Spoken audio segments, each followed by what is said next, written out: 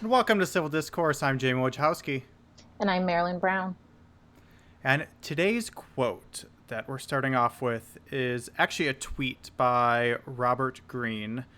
And it is: information is useless unless you know how to interpret it, how to use it to tell appearance from reality.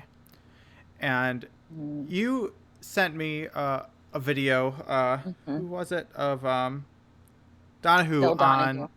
on CNN talking about the election and kind of this narrative that's been created, I think, on both sides of the aisle of trying to place blame on Russia and third party voters. And Mm-hmm. he brought up a great point of the fact that a majority of the electorate didn't even show up to vote. Right. And he kind of talked about the danger of trying to place blame on one group or trying to simplify the problem as opposed to having a real conversation about it. Mm-hmm. I Mm-hmm. mean, what are your kind of views or take on the video, but just the larger, I guess, conversation with that? Yeah, I when I saw that video, I sent it to you immediately because it just felt like for me like kind of a breath of fresh air as far as a change in the discussion. I've been, much more active on Twitter, kind of following Twitter much more than I used to, and it's difficult because there's a lot of um, communication around blame and around kind of focusing on, like you said, third party voters and other issues, the Russia scandal and things that I'm um, not saying that there's not that things that don't need to be investigated shouldn't be investigated, but at the same time, just kind of recognizing that there's just been so much of these kind of insular conversations where you're just, on one side regurgitating the same kind of talking points over and over and not really getting anywhere. And I feel like that's part of how we got here. And so it's frustrating to see that the conversations haven't gotten more mindful across the board, and for me it feels kind of worrisome. And so when I saw that video, I was like, oh yes, this is great. We need more, people focusing on the fact that, like he said, a majority of the electorate didn't vote. I mean, that's huge, and yet it's much easier for people to focus on what they call Bernie bros, or things like that. Because I don't know if it's partially, I don't know if it's just more entertaining to talk about those things. I think some of it, we did a video on jokes and how comedy and political comedy, is it helping or is it not helping? And I think some of that is kind of that pull to just kind of, there's an entertainment factor in some of these conversations, Mm-hmm. but also realizing that if they're going on, they at least need to be interpreted from the right standpoint. And a lot of times there's little bits of facts that people use to kind of support whatever their stance is, but leaving out a lot of the really salient points. I see very little full kind of like write ups on research, and more just like a few different little points, or like those infographics that have like, you know, certain things that may sound really, you know, important, but really, if you actually look at the full picture, they're really just a small piece of things, and so that concerns me. And so yeah, I just think that I want to find a way for us to have more of those conversations. Yeah, I think it's hard with the news media because I think part of it is entertainment, that Right. the news media has kind of become, I mean, it's focused on ratings and Mhm. wanting to entertain, and that affects how they do stories and give information.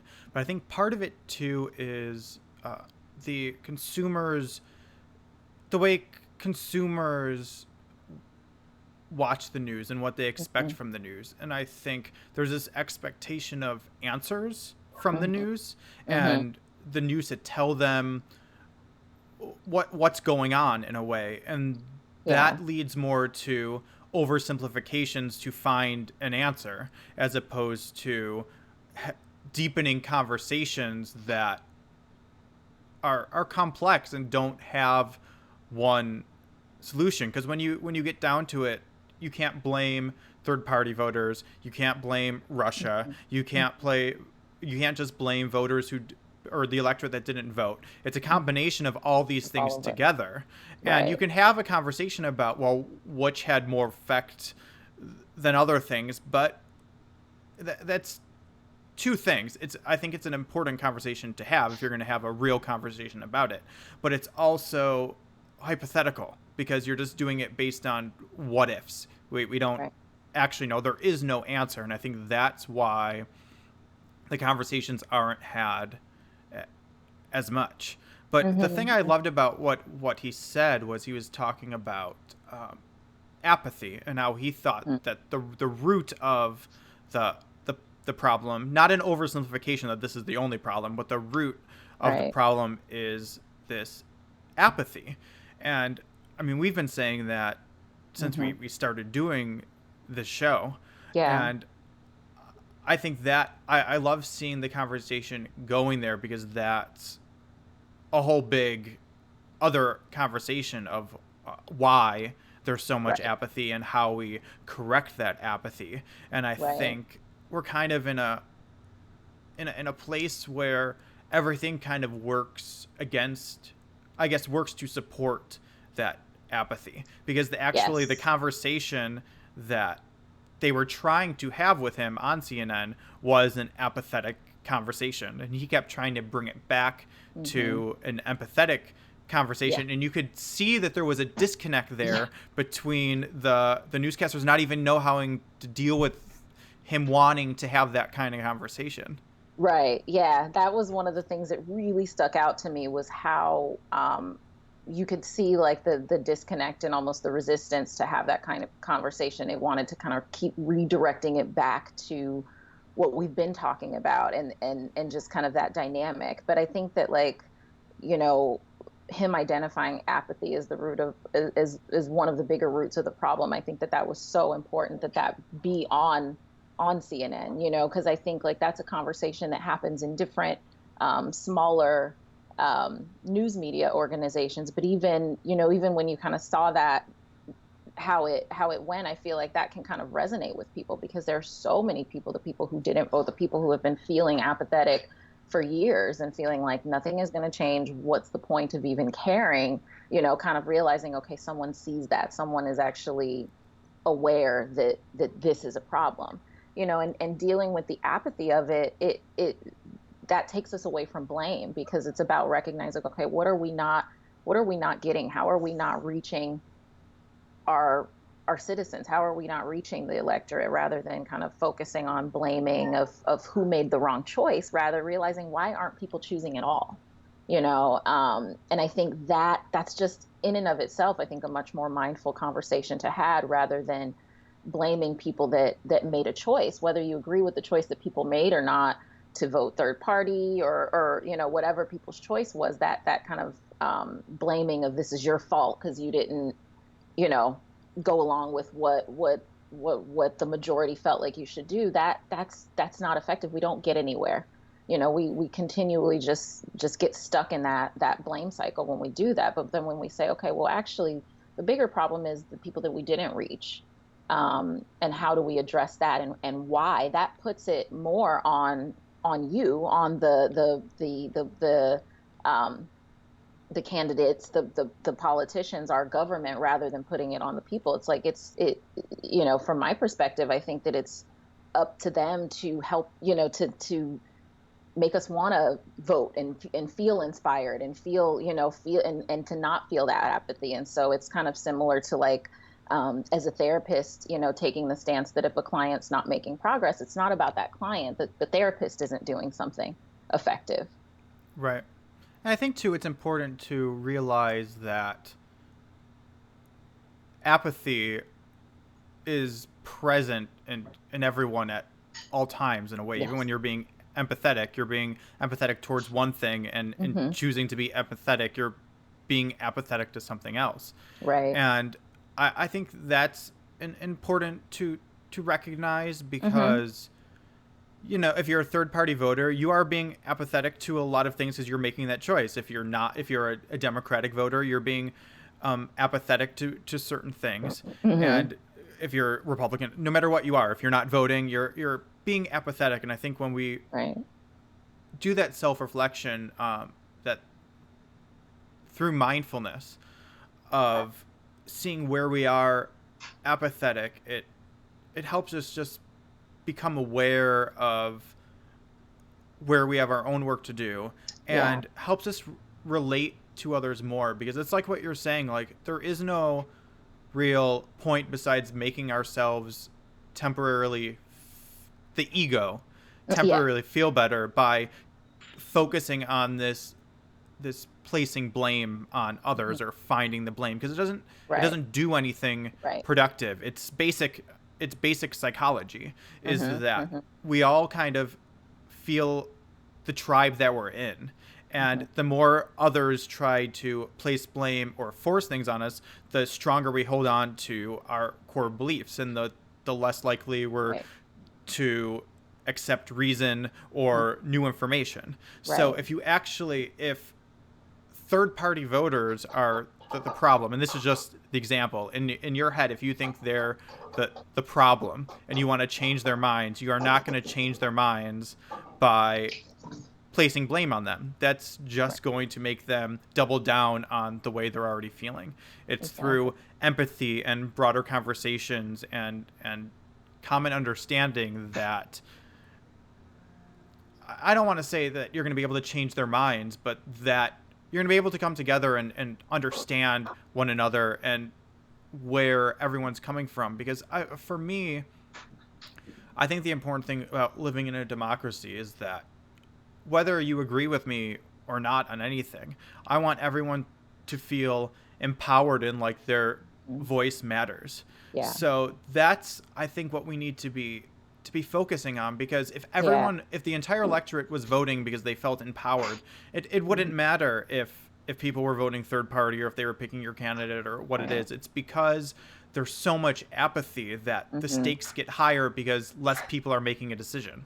Right. Yeah. No, that's a really, really important point. And I think like, that it just, yeah, that point makes a lot of sense. And I think that we often miss that because again, we're focusing on trying to blame, but realizing that when people are inspired, then it, it's just our government runs more effectively when more people are involved, when more people care, when more of um, the electorate is actually represented, and that the citizens are actually represented in the electorate. But I also think that right now that's even more important. I think it's been important, but I think like currently in the time that we're in right now, it's even more important because we have an administration that is intentionally um, favoring a certain electorate, favoring a Right. certain voters and certain media and certain things, and really just kind of devaluing everything else. And so I think it's much more important even now that people are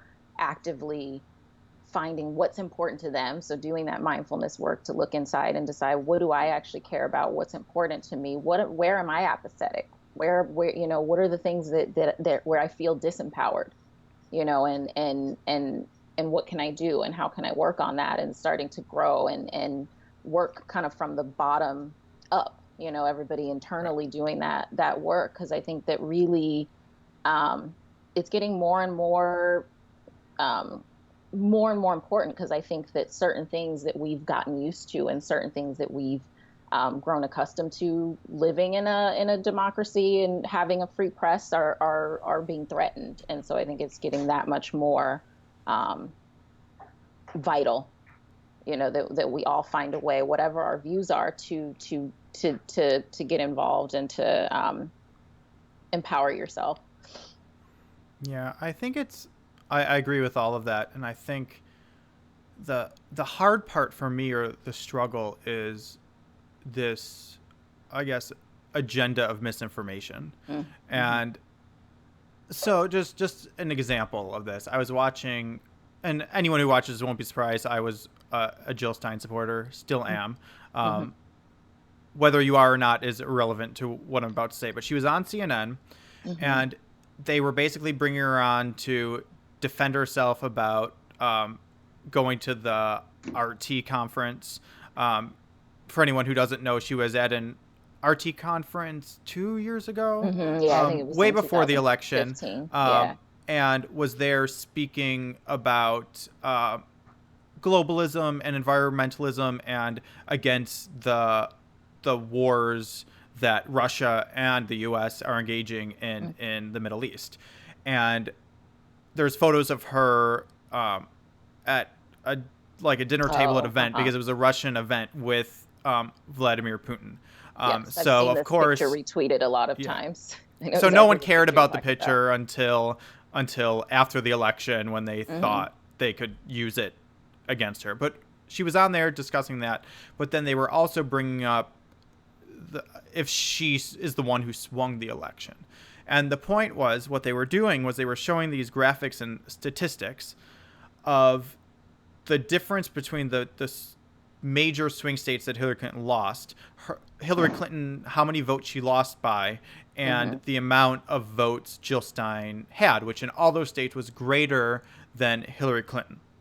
Okay. So, someone watching that, if you're just watching it and taking the information that CNN gave you, Mm-hmm. is very likely to come out of that thinking, well, Jill Stein caused Hillary Clinton to lose because she got more Right. votes than Hillary Clinton lost by.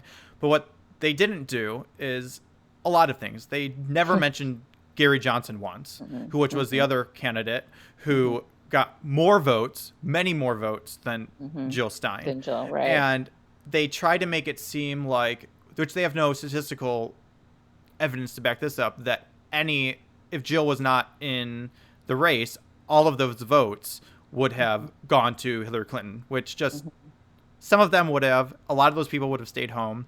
But Mm-hmm. if you're going to use that argument, then you also have to use the independent candidate on the right who took a lot of Right. votes from Trump and got a lot more votes than Jill Stein. So it's Right. just the problem I have with that is that it's misinformation. Mm-hmm. And I know there's with the alternative facts and the way the Trump administration used it is a joke. But at the same time, there are alternative facts. And to Mm-hmm. me, Mm-hmm. that is one. Yeah. It's when you use facts out of context to push a narrative that if you Right. had full context, it shows a different story. And I feel Right. like that's a lot of what the news media does. That's a lot. Mm-hmm. What I mean, the Trump administration makes up a lot of stuff, but when they're Mm-hmm. not making up stuff, that's the They're kind of skewing. misinformation that Right. they're spreading, and it's I the apathy that I see is frustrating, but I also completely understand it because it does get overwhelming. I mean, Mm-hmm. it's Mm-hmm. consistent where I think I understand something and then I go look at it a little deeper and it's completely Yeah. different because wherever I saw the information wasn't giving me the full picture. Right. Yeah. No, I think that's I think one of the most important parts of the problem. And it's frustrating because I don't really know how we tackle that, because the reality is that we also like to digest information in small little bits, and we've become very accustomed to just like, the way the news does like those little videos where it's like a few facts with some news footage behind them and like kind of just words going on the screen, and it's like 3-minute little things. Like we love to digest that stuff. I know that I do, and it's a challenge because doing that extra piece of doing more research, looking deeper to see, is this the full story? Is this what I should be concluding from this? Or is there a broader perspective? And the funny thing is most things are not just, one cause. Like it's very rare that you can just look at something and see this very black and white cause and effect. And yet we keep seeking that. We keep looking for things to just be so I don't know, quick, easy. Like I don't know, black and white. I don't know what it is, but I think that that's a challenge. Is that we've also become, it's like gone are the days when people sit down and read an entire newspaper. Right. Or a Like book. or a book, right? Or a book, or watch a whole. You know what I mean? It's like so. It's a challenge because I think we're moving towards being even more accustomed to in consuming in things in small bites and in tweets and in infographics and things like that. And yet there is a overwhelming amount of misinformation out there, also mixed with just lies. So there's misinformation, there's skewed studies, and misinterpreted things like that, and then there's also just the intentional lies that are also flooded into the mix. And so it's kind of this big ball of like, I don't know, it's a challenge to even know what to do. And I don't know how mindful we are as a whole of like consuming information. And Right. I think that's the challenge, is kind of like, yeah, I think everything kind of ends up going right back to mindfulness, and that we've all got to work on it. Because I think about myself and I'm like, there's a lot of times where there's maybe a full, really well researched, flushed out article about something, and I might put that on my reading list for later. But then throughout the day, I'm taking in more of kind of the little bits of things, and I'm like kind of pushing off the deeper research until a different time. And sometimes I don't get to it, and that concerns me, because I like to get the information and I really do want to know these things, but yet it's still easy to just put it on the Mm-hmm. back burner. Yeah, I guess the only advice I would have is to just be aware of what you're consuming, and what the intention is, because it's easy to, specifically when you're dealing with the media, if we're talking about the media, it's easy to just say, oh, the media is terrible, they're spreading misinformation. But these situations and these topics are so complex that if there's an hour show, you can't get all the information in that hour. Right. Like, they couldn't do it if they wanted to. So I Right. think, and it's the same as when we were talking about watching the Daily Show and Hmm. comedic satire and stuff like that, is you have to know what you're watching and take it with a, a grain of salt Hmm. and awareness. Right. Because if I see an infographic, I don't assume that I know what it means. I Right. say, oh, that was that infographic, I'm going to have to go research it and to Hmm. know. Or I can use that infographic, but if you're going to use that, share it in the context that you got it. I think Hmm. that's another thing too. I think a lot of people hear something Hmm. and then they say, this is the truth, as opposed to kind of sharing it the way you got Uh-huh. it, and Uh-huh. that this is from this source and this Hmm. limited information. I don't know this part of it.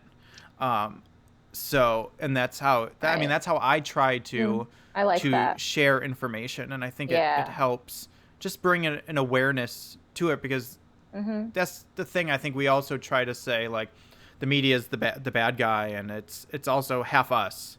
Like, we create the Right. media. Oh yeah, Humans, for the media sure. doesn't exist without humans. So if Right. we change, it's like everything we say with politics. If we change the way we interact and behave with each other and ourselves, all that stuff will change. Right. Yeah, yeah. I like that. I think that that's helpful for me, just kind of thinking if there's something that I share and I'm not sure and I haven't really flushed it out, just saying that and kind of sharing this is where I got it, and leaving it open for people to interpret themselves, because I think that that's how I like to receive my information. I don't want people to necessarily tell me what it means. I'd Mm-hmm. rather get the information and be given the information and maybe some options for how to look even further into it, and then I can decide. I think people are able to come to their own conclusions about things if they're given information. So I like that. I'm going to definitely start kind of trying to, when I do, because oftentimes I just won't share a lot of things. I find myself seeing things and saying, well, I don't know enough about this, and I'm not going to research it right now, so I just won't share. But there's certain things where I would like to, but that's a good way. So thanks. Thank you. um, Because it's yeah, frustrating, it is. it's a frustrating process. It's like I'm trying to, consume this stuff and stay involved and find a way to kind of, speak on things that I think are helpful. But it's also that balance of like, I don't want to participate in the, problem and share misinformation, or, kind of, yeah. So, Yeah, I think it also helps in convincing others and having a more mindful dialogue, because what shocks a lot of, in interactions I have, what I see a lot of people get shocked by is someone will present, and they'll be debating me on something, and they'll present hmm a piece of information that I'm unsure about, and I'll hmm say, okay, let hold up, let like, me, I don't know this. You may be completely right. I have to go look at this, and I'll like share what I find, if that's valid or hmm not.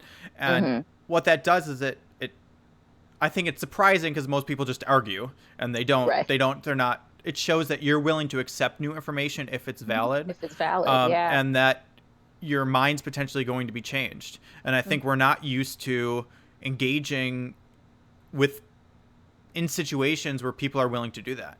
Yeah, Because yeah. I think even when it does happen, the normally when you get into those debates, it's so emotional that in the debate you're not willing to budge, and then maybe there was information that kind of seeps in days later Mhm. or hours Mhm. later after it's already over.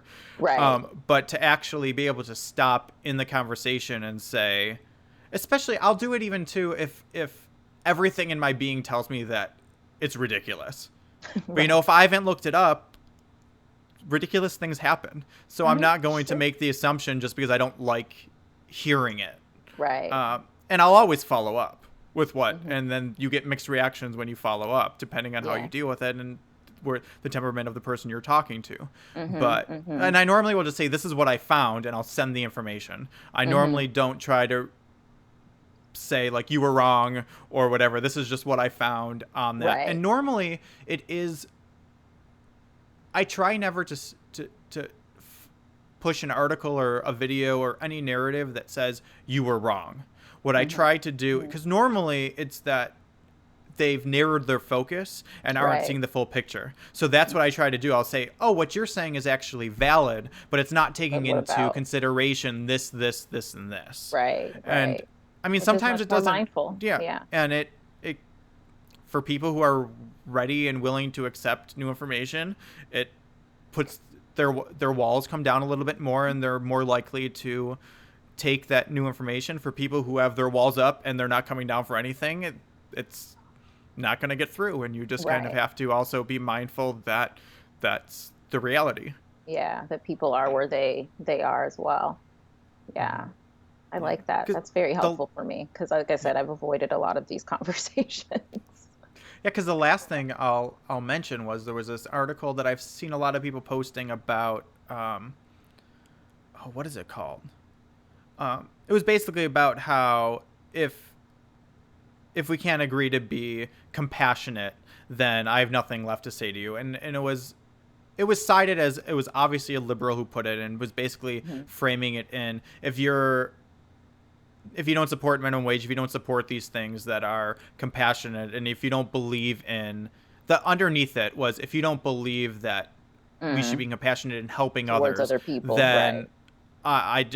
there's really nothing more for me to say. We just think we have opposing Mm. worldviews, and there's probably Mm. not going to be uh, I a see. useful dialogue. And I posted it, and I had one comment about, well, that person's not being empathetic, because just because someone doesn't agree with minimum wage doesn't mean they're being apathetic, which is Mhm. com- completely true. But Mhm. I think what I loved about that article is when you're focusing on interacting with empathy, the conversations change. So if Yeah. you're with someone who's against the against universal health care because they don't trust the government, let's say that, and Mhm. that's their big thing, they don't trust the government, and you're for it, the reason they're doing it is not because they're not compassionate. And if you have that Right. conversation of, okay, so if we both want the most people to have coverage, how do Mhm. we do Mhm. that?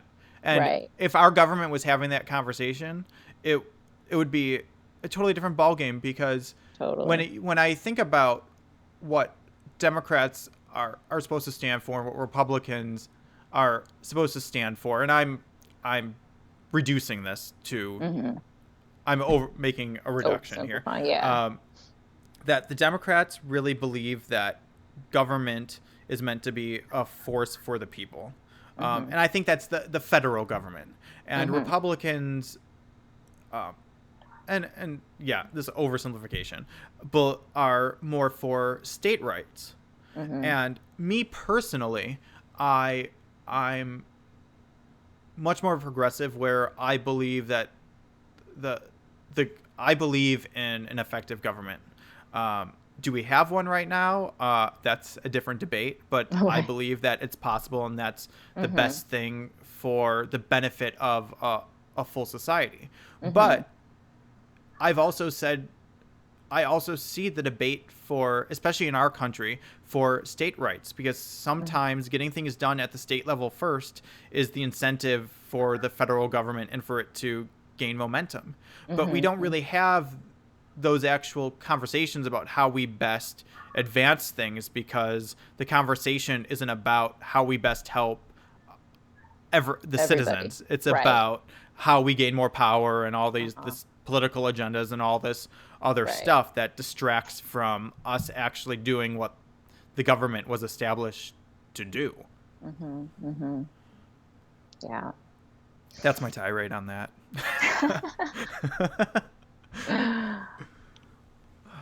Did you have anything else you would like to add? I don't think so. I feel like we talked about the parts of it that I think are important. I mean, just the I think just even getting that word out there, misinformation. I feel like there's a lot of like kind of buzzwords right now that are getting a lot of discussion. And so I think misinformation needs to be one, and people just need to beware. Like, okay, maybe this is a fact, but also there's probably a lot of other facts that are involved that will help you have a more a real understanding of the issue. So going back to that quote of actually being able to have all of the information so you can understand it. So Awesome. So for homework, yes, what I homework. would actually love is for people to share. It's a two-parter. It's intense. Okay. Um, just reflect and share where you find yourself being apathetic and where Mhm. you find Mhm. yourself being empathetic. And I think I mean, share it on our wall if Mhm. you would like to. It's Mindfulness in Action Civil Discourse is our Facebook group. You can share it on Twitter, on our Facebook page, or just do the work to self-reflect for Mhm. yourself, because I think Yeah. that's always what's, I don't want to say most valuable, because sometimes sharing it and getting other people's feedback is variable or is Mhm. valuable. And with the Facebook group in particular, it is monitored by us, and the whole Yes. point of it is to be a mindful space. So it very much is, as much as Facebook can be. We're trying to make it a safe and Yes. mindful space. So there will be no attacking of views or anything that you see Right. on a lot of all Other throughout Facebook and spaces. Twitter. Yes. Yes, and a lot of other spaces. Awesome. Awesome. Well, have a great week, and thank you for joining us. Thank you for joining us. We'll see you guys next time. Bye.